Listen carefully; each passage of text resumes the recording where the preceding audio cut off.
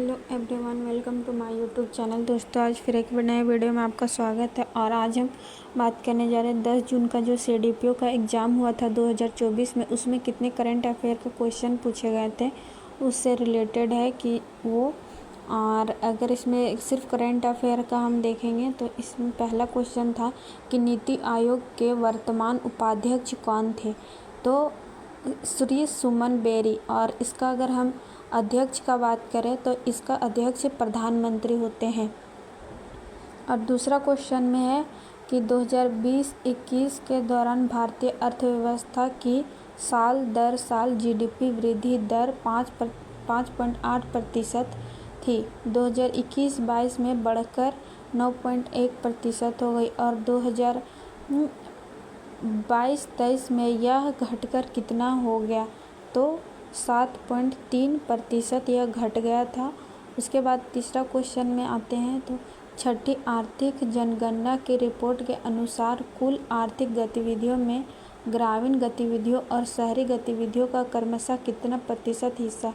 तो अगर इसमें हम देखें तो ग्रामीण गतिविधियों का हिस्सा 59.48% है और शहरी का 40.52% है।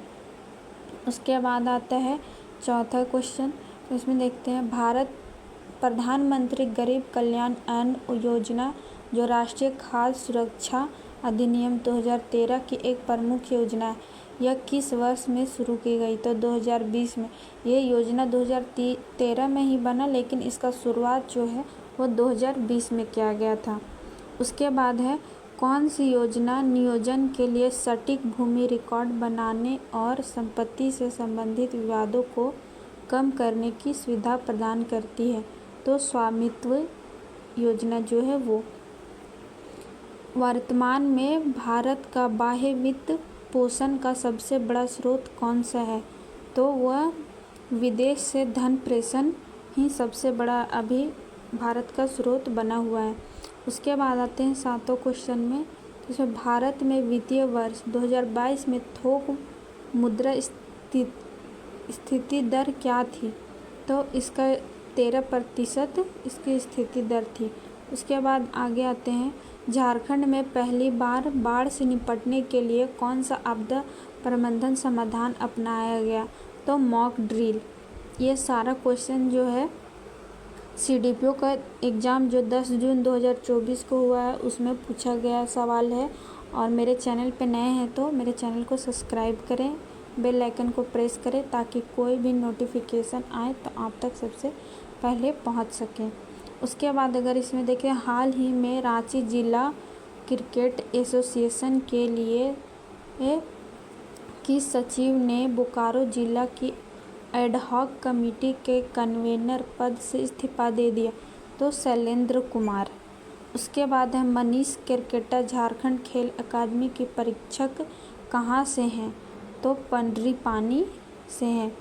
उसके बाद है हाल ही में विशु सेंद्रा पर्व के लिए झारखंड के किस अभयारण्य में विशाल सुरक्षात्मक व्यवस्था की गई, तो दलमा अभयारण्य में। एशियन चैंपियन ट्रॉफी 2023 में झारखंड की सलीमा टेटे ने कितने गोल स्कोर किए, तो 5 गोल स्कोर किए थे सलीमा टेटे ने। उसके बाद है किसने कहा कि असलर मित्तल स्टील प्लांट 40 गांव के लिए खतरनाक है, तो दयामणि बारला। इसको एक ट्रिक से भी याद कर सकते हैं, तो जिसके लिए कोई भी चीज़ खतरनाक होता है तो हम उसके ऊपर दया करते हैं, तो खतरनाक और दया को आप रिलेट कर सकते हैं।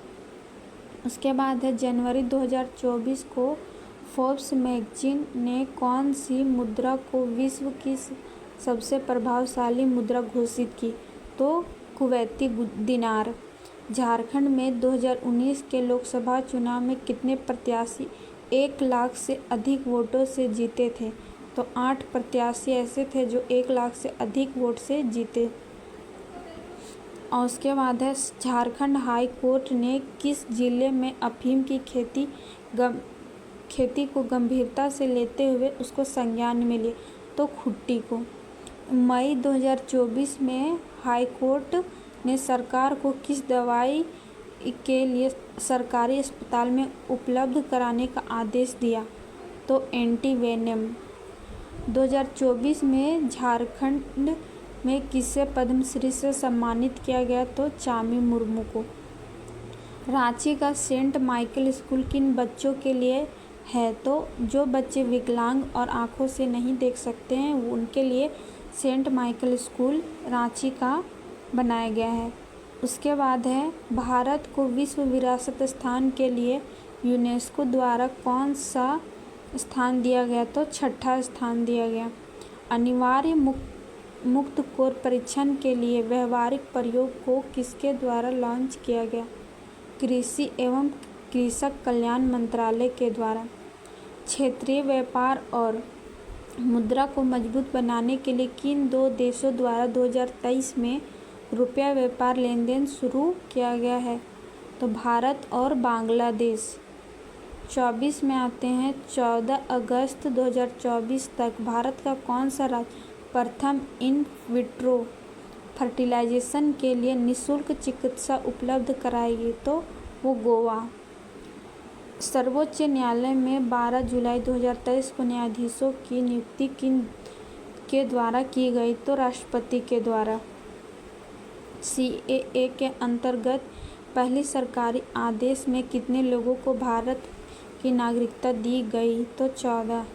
भारत इस दशक के अंत तक विश्व के अर्थव्यवस्था में कौन सा स्थान प्राप्त कर लेगा? तीसरा।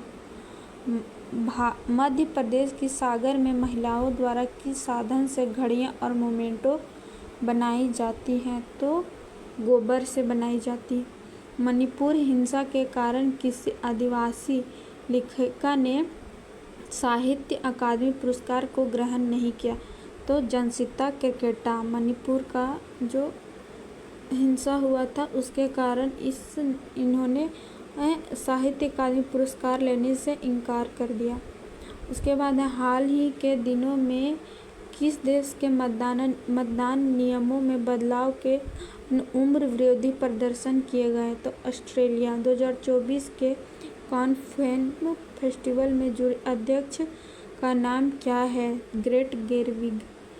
हाल ही में रॉबर्ट फिको स्लोवाकिया के प्रधानमंत्री को किस शहर में गोली मार दी?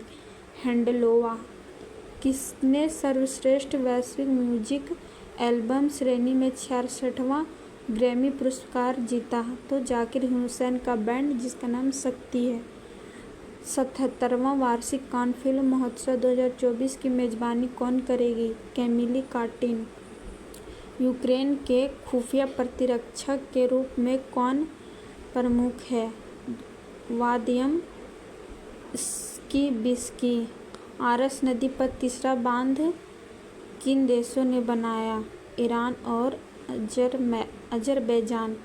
वर्तमान दिनों में परमाणु शक्ति मजबूत करने के लिए FR बैलिस्टिक मिसाइल का प्रक्षेपण किया गया।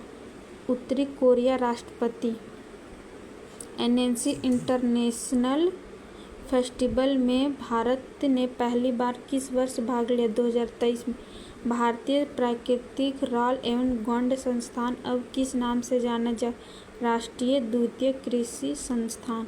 हाल ही में पंडित गोपाल प्रसाद दुबे का निधन हो गया। वह किस क्षेत्र से संबंधित थे? तो छऊ नृत्य से।